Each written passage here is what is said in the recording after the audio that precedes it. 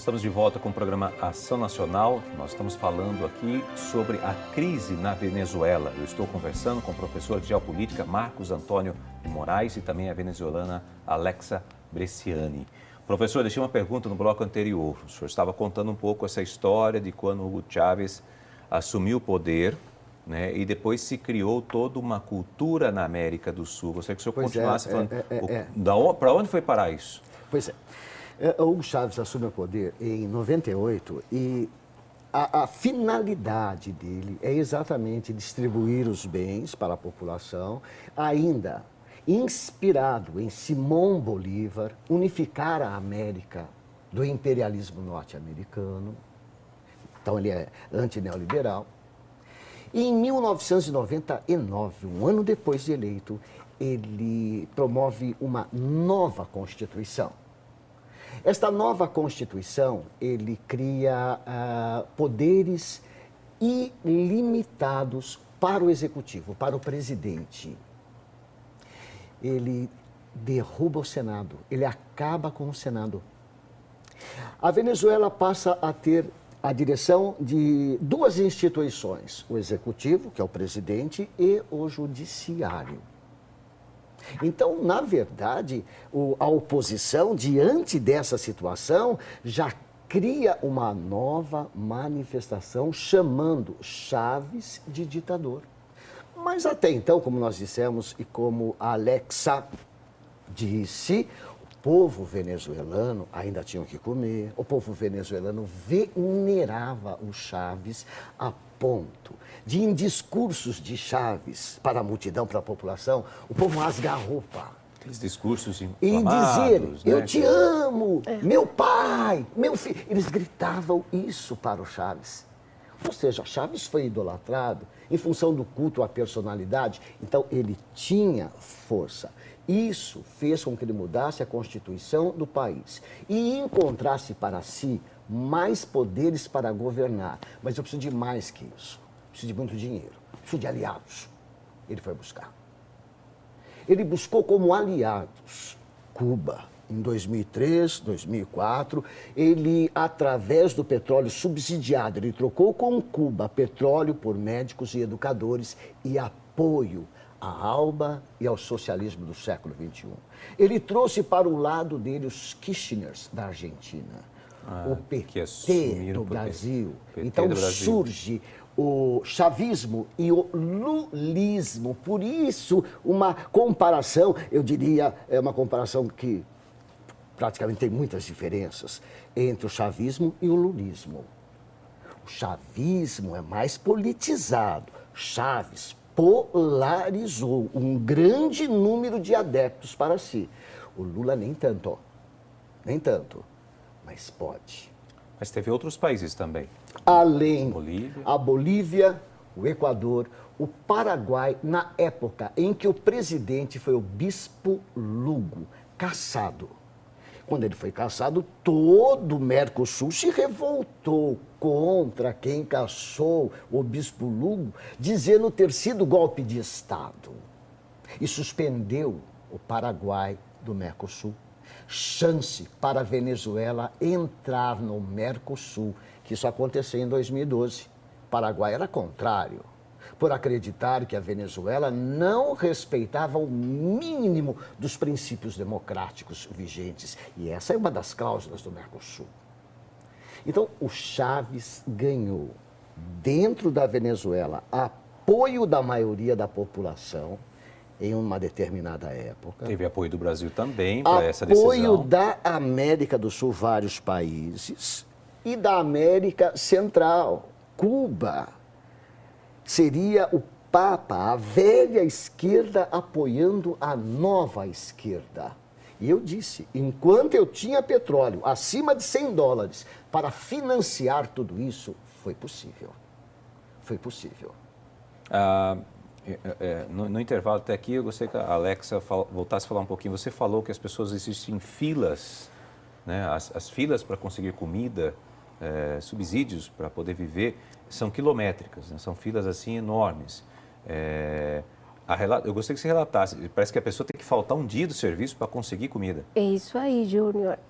Quando em um ambiente familiar, é um casal, um fica fazendo fila e outro fica trabalhando, vai no trabalho. Quando não, há um que tem que perder um dia de trabalho para poder conseguir algum alimento, né? E o dia inteiro se vai nisso.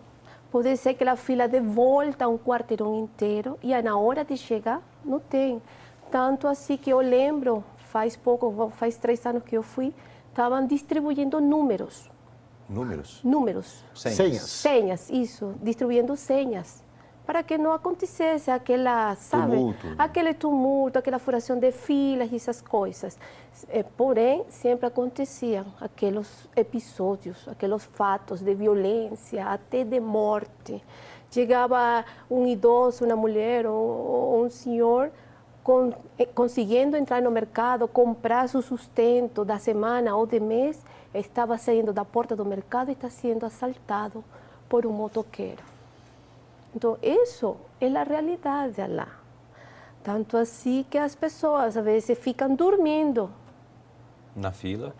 Na porta do mercado, para estar de primeiro, né? Para poder aproveitar o dia, né? Ir ao trabalho, ao serviço, para poder conseguir comida ou medicamento. E você está doente, vai na drogaria, não tem nada.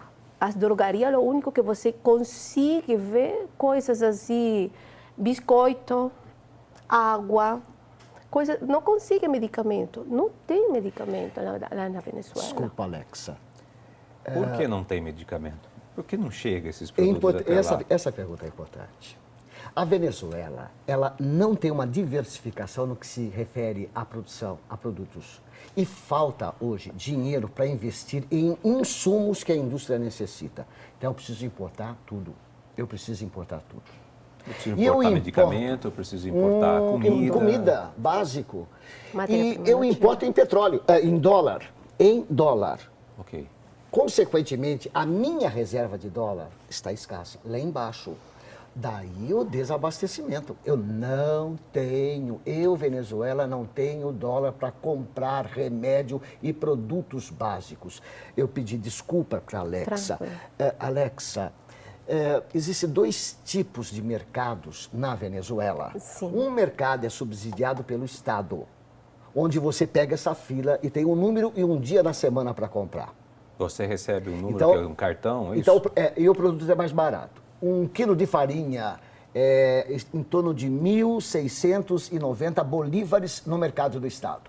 No mercado privado, que tem também, que é o outro mercado, 5.000 bolívares. 5.000 bolívares forte. 5.000 bolívares. Veja a diferença. Daí essa fila. E o salário mínimo da Venezuela não chega a 100.000 bolívares. Dá 900 e qualquer coisa. Eu não me lembro certinho. Não lembro a diferença. Só para você saber, eu preciso de 18 salários mínimos na Venezuela para comprar uma cesta básica. 18 salários mínimos por uma cesta básica? Eu disse 18. Nós estamos falando mais de R$3.000. Isso, por aí. Se não até mais. Se não for mais. Hasta a devaluação do dólar. Mais. Coloca a Se está na base.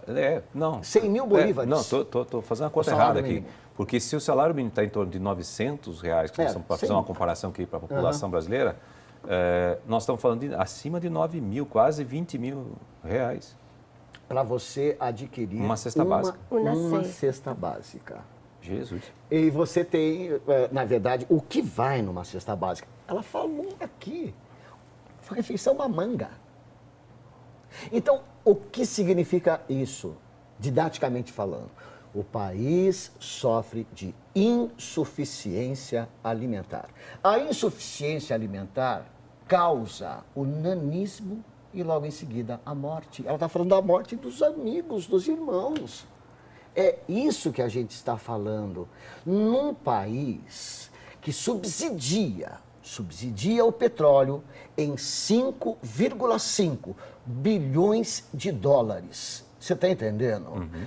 1 centavo de dólar dá para eu comprar 60 litros de gasolina. Eu estou tentando mostrar para você que se eu não subsidiasse o petróleo como eu faço, para torná-lo barato dentro da Venezuela, eu poderia socorrer as necessidades mais prementes do povo.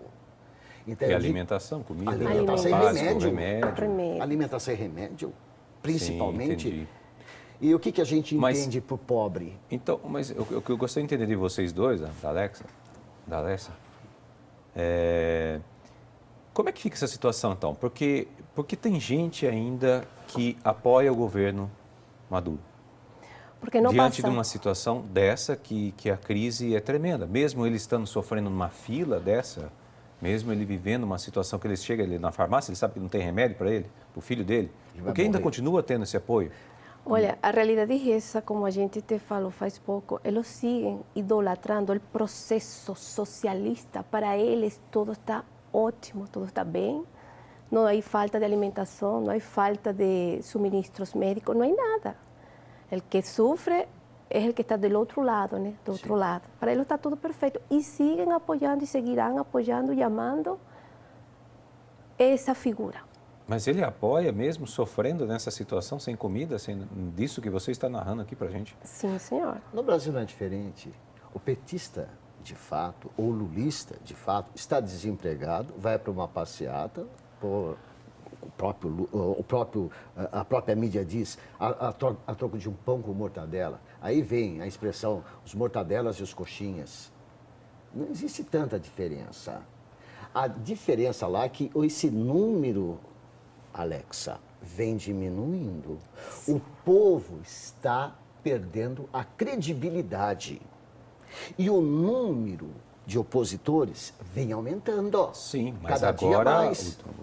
O que a gente está acompanhando pela mesma mídia, não sei se sua família está lá, morando nessa situação, ele simplesmente acabou com o Senado, que nem o senhor falou, está acabando agora com o que se pode dizer de democracia, com o parlamento total. Né? Quer dizer, ele tem a hegemonia do país na mão dele. Então, isso é maneira o quê? De dirigir um país fortemente, debaixo da chibata, não porque eu consegui hegemonia, não porque eu consegui aceitação do povo, mas através da força. Isso é antidemocrático. Por isso o mundo condena Maduro, menos China, Rússia e Irã. Bom, a gente vai para um rápido intervalo, voltamos já discutindo essa questão aqui da Venezuela. Fique com a gente.